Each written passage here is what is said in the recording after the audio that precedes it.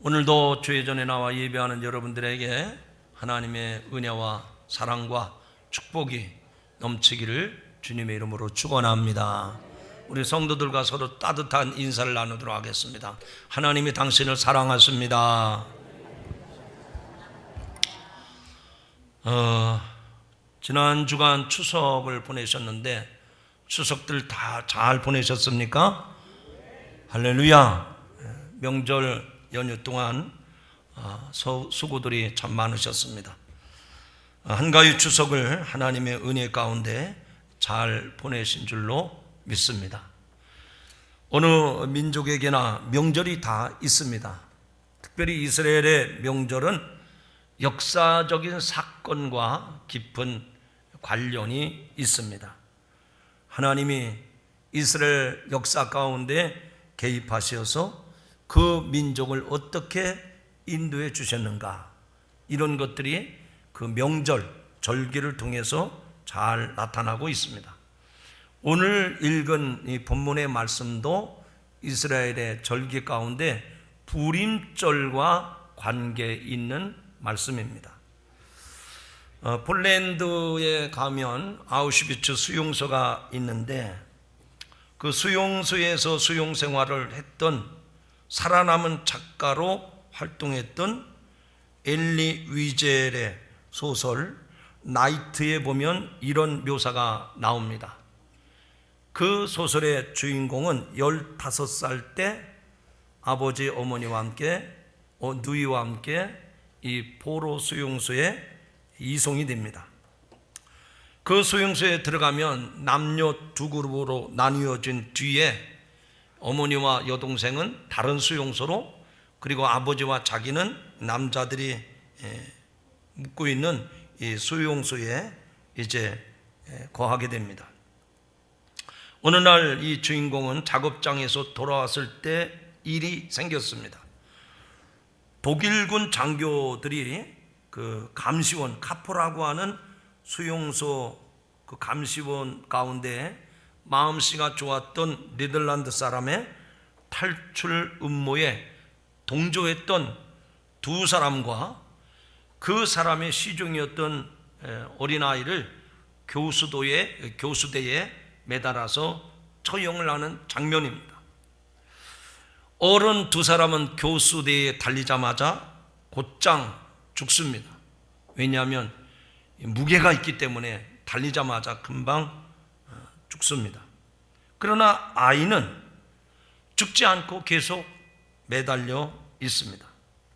왜냐하면 몸무게가 가벼우니까 이 어린아이는 숨이 금방 끊어지지를 않는 겁니다. 대롱대롱 매달린 아이가 한 30분이 넘게 삶과 죽음 사이에서 오가고 있습니다.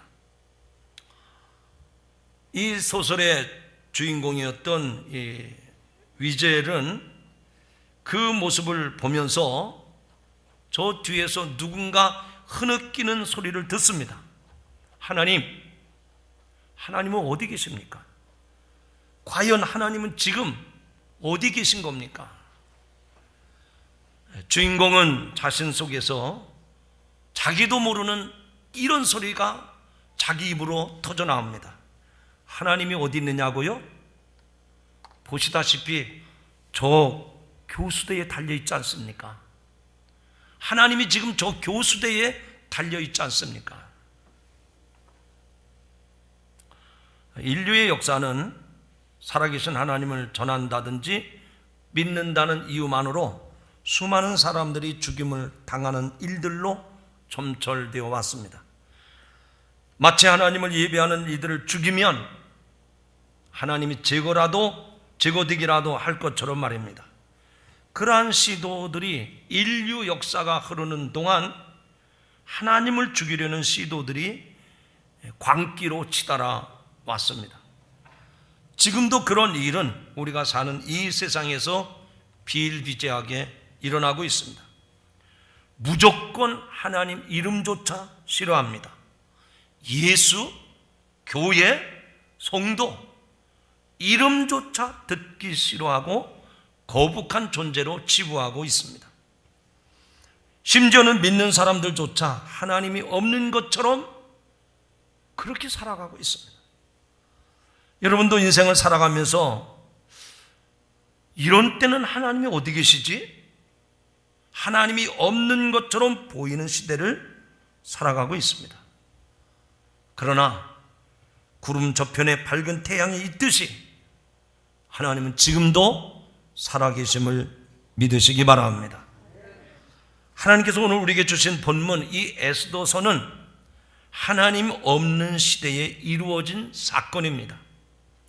주전 5세기경 대제국 페르시아에서 포로로 살던 유대인들을 모두 학살하려는 운명한 음모가 있었습니다.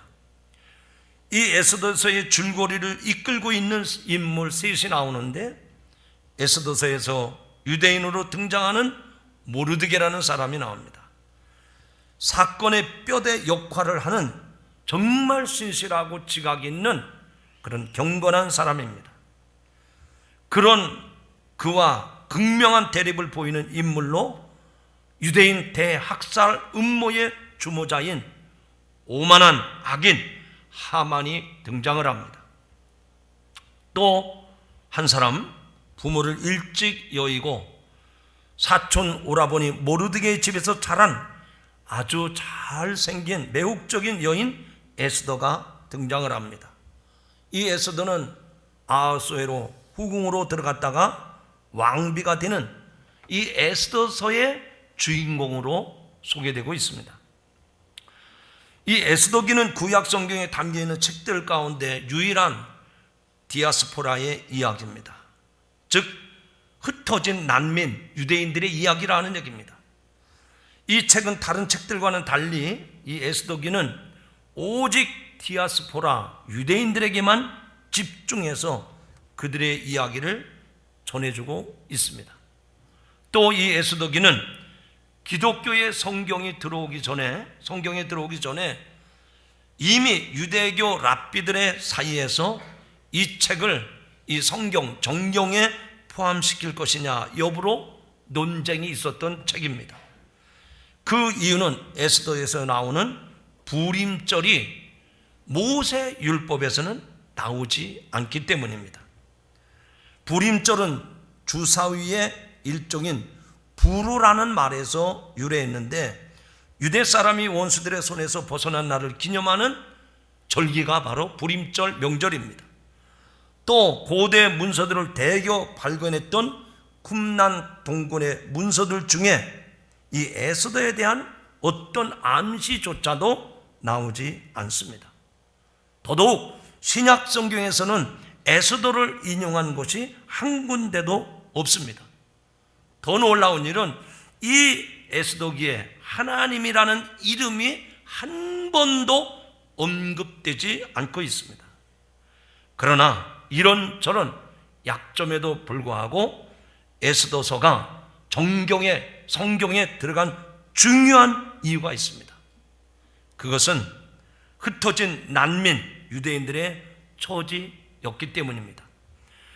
바사왕 고레스가 주전 538년 포로 백성들을 이스라엘로 돌아가도록 허락을 했는데, 고향에 돌아간 유대인들은 그 포로들 중에 지극히 작은 일부였습니다. 훨씬 많은 사람들이 사로잡혀 와서 흩어져 살던 여러 낯선 나라에 그대로 머물렀습니다. 예를 들자면 해방 후에 일본에서 귀국한 조선 사람보다는 그 일본 땅에 눌러앉아 살고 있는 조선인들이 훨씬 많았듯이, 지금 유대인들 중에도 바벨론의 포로로 끌려가서 바사왕이 이제 고국으로 돌아가라고 고레스 왕이 그 명령을 내렸음에도 불구하고 고국에 돌아가지 못하고 그 자리에 머물러 살던 사람들이 많았다는 얘기입니다. 이들은 유대인 난민들로 어디를 가든지 자기들의 종교 전통을 고수하며 살았습니다. 율법을 지키며 안식일을 사수했습니다. 그래서 어디서든지 남의 눈에 띌 수밖에 없었고 주변 사람들에게 거부감을 불러 일으켰던 것입니다. 평상시에는 감정적으로 미워하던 사람들이 심할 때는 유대인들을 모조리 뿌리 뽑으려는 그런 혹독한 박해를 받는 일도 자주 있었던 것입니다. 이런 풍토에서 유대인들도 살아남으려는 의지가 더 강하게 작용을 했고, 자연적으로 박해자에 대한 복수심도 생겼던 것입니다. 적개심으로 둘러싸인 주변 환경에서 작은 민족에 불과한 유대 민족에게는 구원의 희망이 전혀 없었습니다. 하나님이 없는 시대인 것 같이 보였던 것입니다.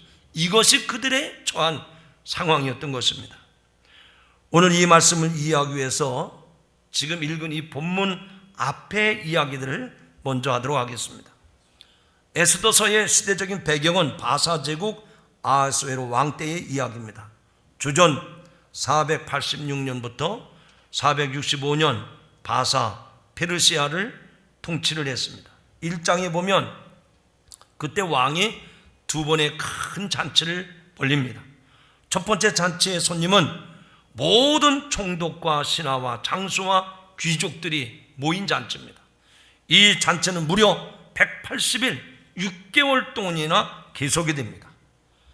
왕은 잔치를 여는 동안 자신의 권력을 과시하고 신하들은 그 왕에게 충성을 다하는 그런 잔치였습니다. 두 번째 잔치는 도성 수산에 있는 백성을 빈부귀천 가리지 아니하고 초대해서 일주일 동안 또한 잔치를 베풀었습니다. 일주일 동안 베풀었던 그 잔칫날 매우 중요한 사건이 벌어집니다. 이 잔치의 마지막 날 왕은 사람들에게 자기의 왕후를 자랑하고 싶어서 그 왕후를 부릅니다. 그런데 무슨 이유인지 모르겠지만 왕후가 거절을 합니다. 체면에서 왕은 노발대발하면서 신하들의 부추김을 받아서 그 왕위를 폐위시킵니다.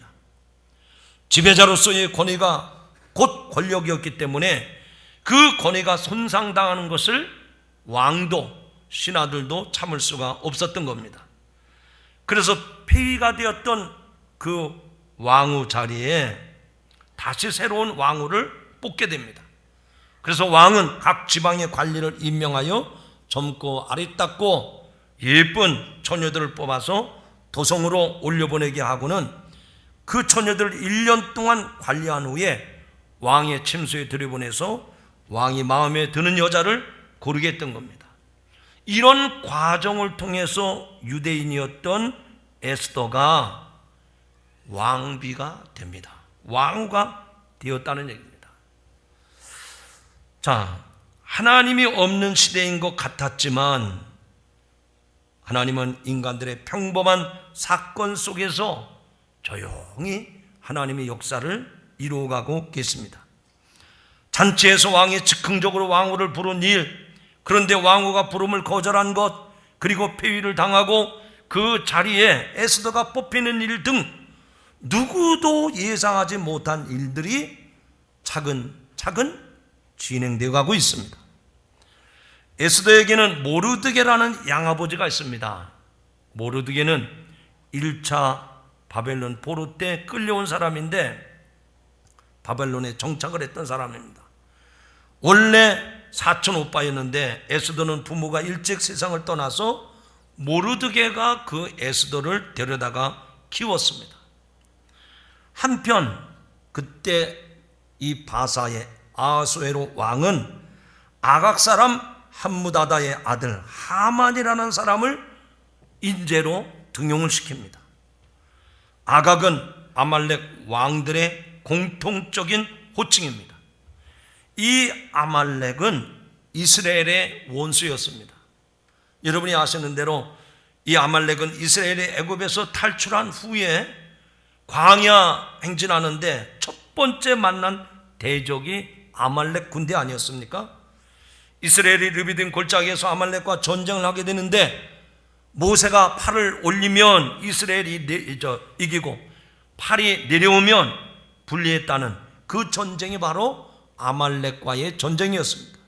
그래서 여기에 나오는 이 하만이라고 하는 신하는 아말렉의 후손입니다.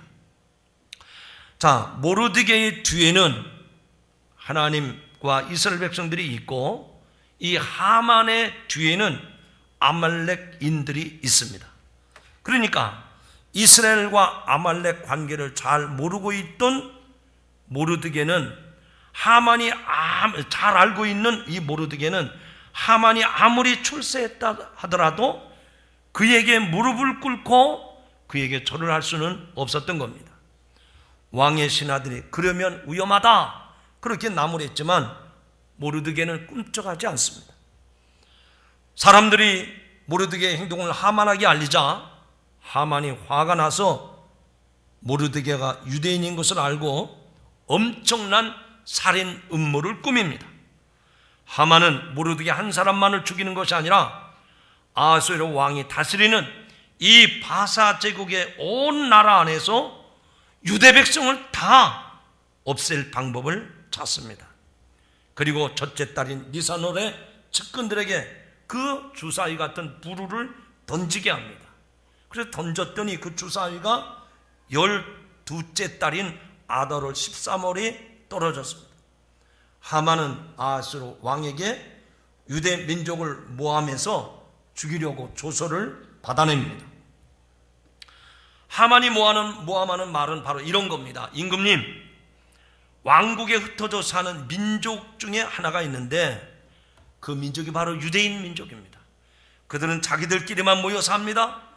그들의 법은 다른 어떤 백성들의 법과도 다릅니다. 더욱이 그들은 임금님의 법도 지키지 않습니다. 임금님이 좋으시다면 저들을 모두 없애도록 조서를 내려주십시오. 이게 에스더 3장에 나오는 말씀입니다. 그러자 이 아수에로 왕은 그 하만의 말을 검증하지도 아니하고 자기의 인장 반지를 빼서 하만에게 내줍니다.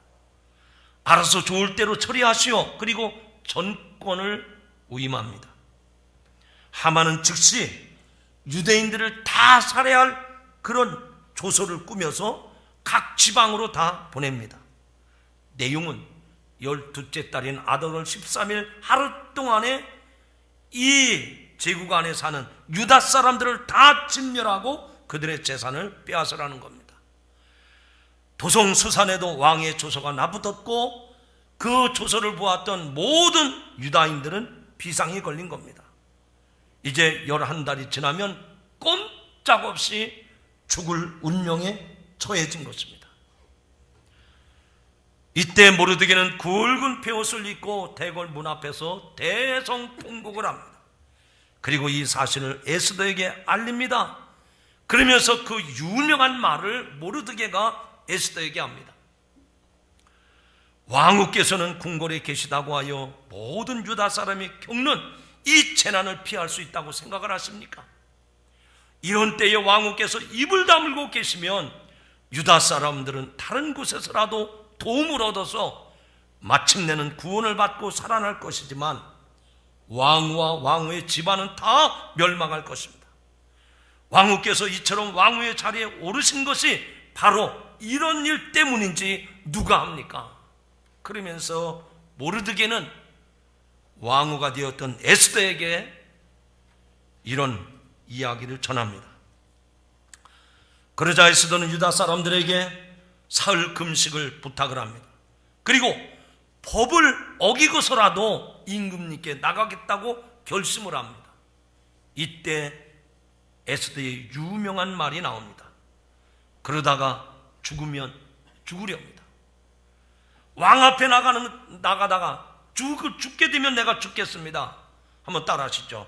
죽으면 죽으리이다. 죽으면 죽으리이다. 왕의 허락 없이 왕 앞에 가다가 죽게 되면 내가 그 자리에서 죽겠습니다. 이런 일사각오의 신앙을 가지고 믿음을 가지고 왕 앞에 나가서 지금 이 유대인들을 말살하려는 그런 음모에 대해서 폭로를 하겠다고 에스더가 결심을 한 겁니다. 금식을 한 지 사흘째 되는 날 에스더는 왕후의 예복을 입고 대궐 안뜰 왕에게로 나갑니다. 왕이 부르지도 않았는데 대궐 안뜰로 들어가는 사람은 바로 잡아서 사형을 당하게 됩니다. 에스더는 죽기를 각오하고 그 자리에 들어갑니다. 그래서 왕이 에스더가 뜰에 서 있는 것을 보자마자 그 왕의 마음에 그 왕비를 사랑하는 마음으로 금규를 꺼내서 내밉니다. 이 금규를 꺼내서 내밀었다는 말은 내게 가까이 와도 좋다, 허락하는 뜻으로 왕이 금규를 내민 것입니다. 왕후 에스더가 왕 앞으로 나갔을 때 왕은 깜짝 놀라면서 아니 웬일입니까? 무슨 소통이라도 있습니까? 당신에게라면 이 나라의 절반이라도 띄워주겠습니다. 그렇게 왕이 말하자 에스더는 잔치를 차리고 임금님과 하만만 이 잔치에 오시기를 청합니다. 에스더는 왕과 하만을 잘 대접하고 내일도 잔치에 오시리라고 부탁을 하고 그때 자기의 소원을 왕에게 아뢰겠다고 말을 합니다. 그런데 그날 밤에 왕과 하만에게 중요한 일이 일어납니다. 하만은 기분 좋게 대궐을 나가다가 자기 앞에 늘 무릎을 꿇고 절을 하던 모르드게가 자기를 쳐다보고 화를 내는 겁니다. 그래서 자기 집에 도착해서 모르드게 때문에 자기는 속이 편치 않다 이야기를 하니까 그 하만의 아내와 친구들이 그 모르드게를 내버려 두느냐, 이 장대에 높이 세워서 그를 죽여서 없애버리라고 그렇게 말을 합니다.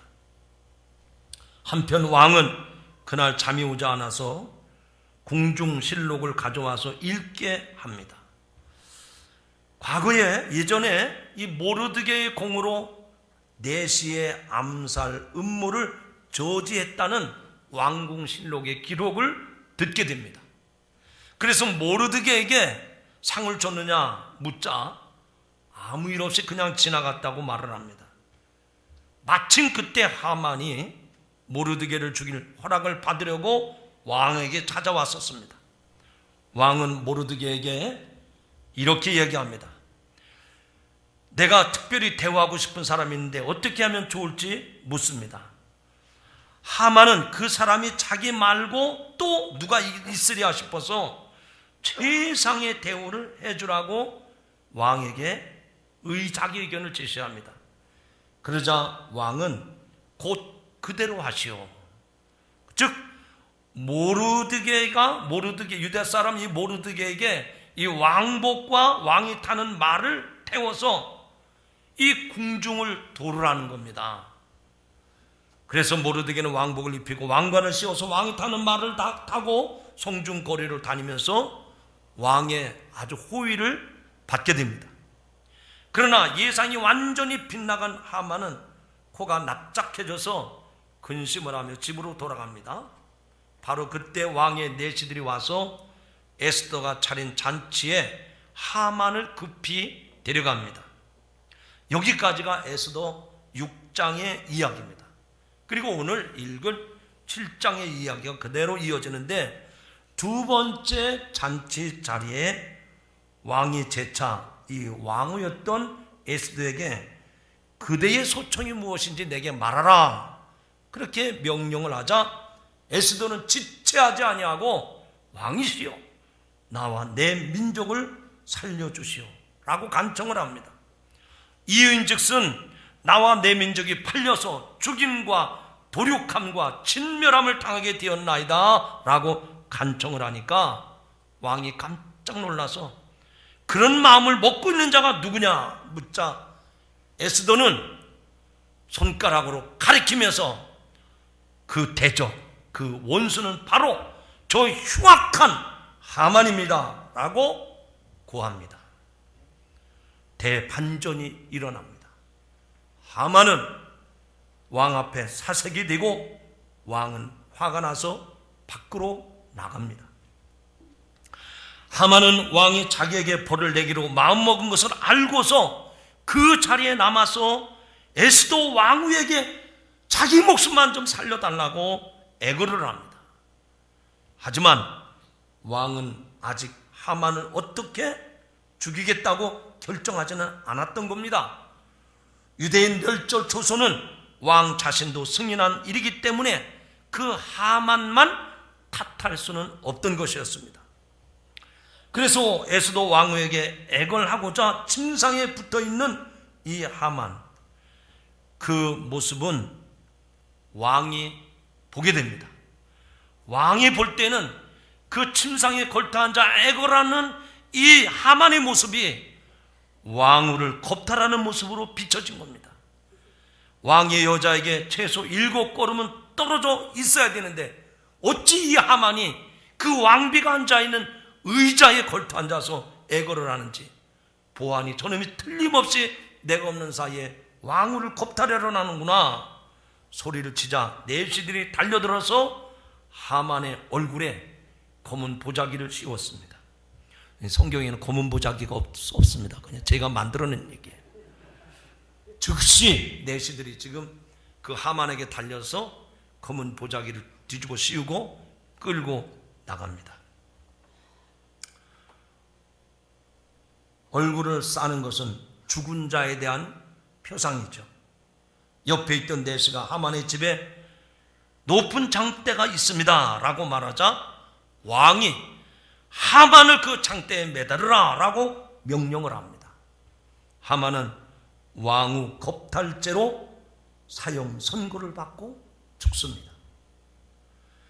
원래 하만은 아하수에로 왕 다음가는 그런 높은 권세, 권력을 쥐었던 사람입니다. 요즘 말로 하면 하늘을 나는 새도 떨어뜨릴 만한 그런 막강한 권세를 가지고 있었던 사람들, 모든 신하들이 그 앞에서 무릎을 꿇고 절을 했던 최고의 권력자, 최고의 실세였습니다. 그런데 이제는 거꾸로 왕후 에스더에게 무릎을 꿇고 절하면서 목숨을 살려달라고 애원하는 처지가 됐습니다. 그리고 하만 마침내 어떻게 됐습니까? 오늘 본문 끝절인 10절에 보면 모르드게를 달려고 준비한 50자 높이의 높은 장대에 하만 자신이 달려서 죽임을 당하고 맙니다. 사랑하는 성도 여러분, 이제 말씀 맺으려고 합니다. 에스더서는 희망이 없는 흩어진 민족, 난민, 유대인들에게 하나님이 어떻게 역사하시는가를 생생하게 증거한 말씀인 줄로 믿습니다. 바꿔 말합니다. 하나님 없는 시대인 것처럼 보이더라도 세상과 짝하기보다는 진짜 살아계신 하나님, 진짜 왕 되신 하나님을 경외하는 사람들의 마지막 삶이 어떤 것인가를 우리에게 보여줍니다. 특별히 에스더는 하나님 없는 시대에서 하나님이라고 하는 말 한마디가 에스더에서 한 번도 나오지 않는데, 눈으로 볼 수 없는 하나님이지만 그 하나님을 믿는 믿음의 실제를 살았던 사람이 모르드게요 에스더라고 하는 얘기입니다. 여러분, 에스더를 한번 눈여겨보시기 바랍니다. 사실 에스더는 내세울 만한 것이 별로 없어요. 물론 미모가 뛰어났기 때문에 왕비로 선택된 거 있지만, 제가 보니까 요즘 모든 성도들은요 다 왕비될 자격이 있어요. 다 뭐 고치고 막 다 세우고 그래가지고 얼마든지 자격이 충분합니다. 그거는 내세울 만한 게 아니에요. 그런데 이 에스더는 여자입니다. 어찌되었든 구약 시대에는 남자들의 시대 아닙니까? 여자들은 남자들에 비해서 그다지 주목받지 못했던 시대입니다. 더더군다나 에스더는 포로 출신입니다. 본토박이가 아닙니다. 게다가 에스더는 고아 출신입니다. 그래서 사촌 오빠 모르드게 밑에서 자랐던 사람입니다. 그런데도 하나님께서는 에스더를 통해서 다 학살당해야 될 유다인들을 구원해냈습니다. 어떻게 하나님이 그들을 구원해냈을까요? 바로 에스더처럼 죽기를 각오한 믿음이 있었기 때문에, 죽으면 죽으리라고 하는 그 믿음 있는 사람을 보시고 다 학살당할 우리에게 있던 사람들을 하나님이 구원해내신 줄로 믿습니다. 성별이 중요하지 않습니다. 출신 지역이나 성장 배경 그렇게 중요하지 않습니다. 가정 환경이나 학력 그게 절대적인 게 아닙니다. 이보다 더 중요하고 이보다 더 우선해야 될 게 있는데, 에스더가 가졌던 절대적인 믿음입니다. 하나님이 없는 것 같은 시대지만 하나님의 살아계심을 믿고 하나님의 역사하심을 믿었던 이 에스더와 같은 믿음이 오늘 저와 여러분에게 필요한 줄로 믿습니다. 여러분, 믿음에 대해서 히브리서에서 뭐라고 말씀합니까? 믿음은 바라는 것들의 실상이요 보이지 않는 것들의 증거니 선진들이 이로써 증거를 얻었느니라. 할렐루야. 이런 믿음을 가지고 에스더처럼 하나님께 귀하게 들어 쓰임받는 저와 여러분이 되시기를 주님의 이름으로 축원합니다. 기도하십니다. 지금도 살아계셔서 역사하시는 하나님, 지금 우리는 에스더 시대와 같이 하나님 없는 것처럼 보일 때도 있습니다. 하나님이 보이지 않고 들리지도 않는 시대를 살아가고 있습니다. 그러한 현실을 살아가다 보면 하나님이 우리에게서 멀어져 가는 것을 경험하게 됩니다. 그러나 그런 현실일지라도 하나님의 일하심을 볼 줄 아는 눈을 주시옵소서. 하나님의 살아 계시는 그 모습을 보게 하여 주시옵소서.